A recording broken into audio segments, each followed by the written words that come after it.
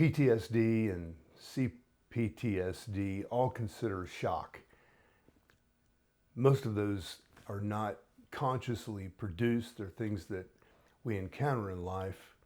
We may have known the risk and walked into a dark alley or a war and known that there was a high probability that we would encounter a shock, or been in a risky relationship with someone who was a total mess or maybe negligent in many respects, and we thought we might have a chance to change them or improve their life, but we ended up losing more of ourselves than we expected. So I wanted to speak to Gurdjieff's shock mentionings, because I think it's very relevant to examine these things in ourselves.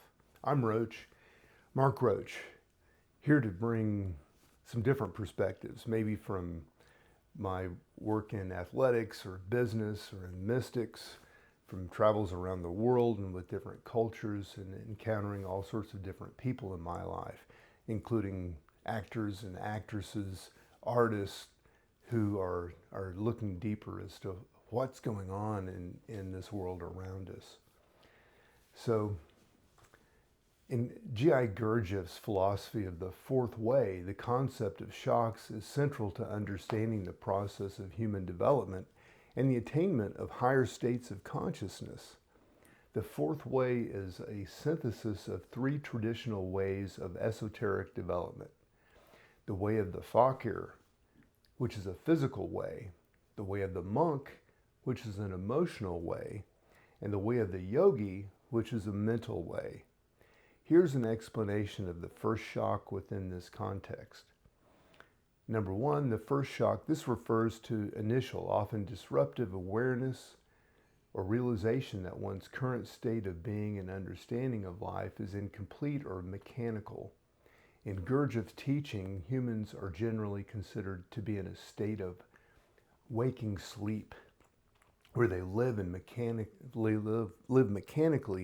without true consciousness or will.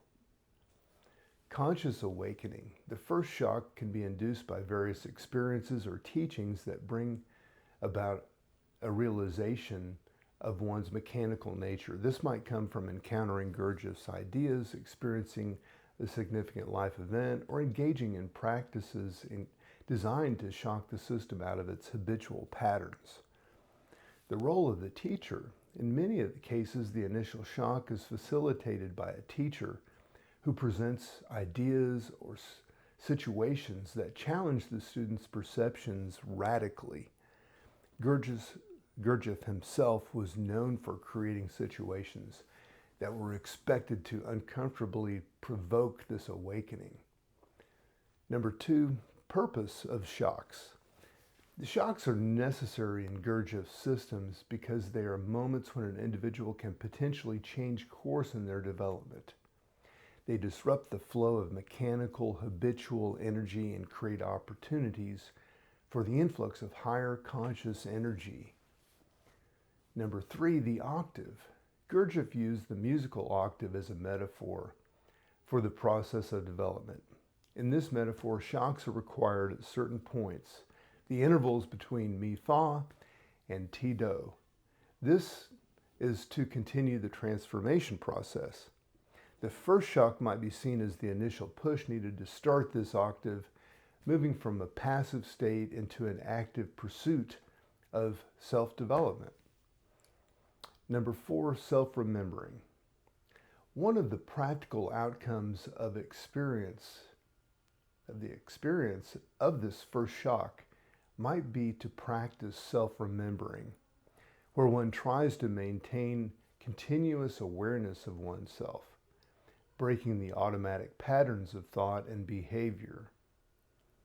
Understanding the first shock in Gurdjieff's fourth way is about recognizing the necessity of disruption for growth. It's not just about intellectual understanding, but about experiencing a deep, often existential realization that propels one towards inner work and transformation. I'm Roach, Mark Roach, wishing you all the best.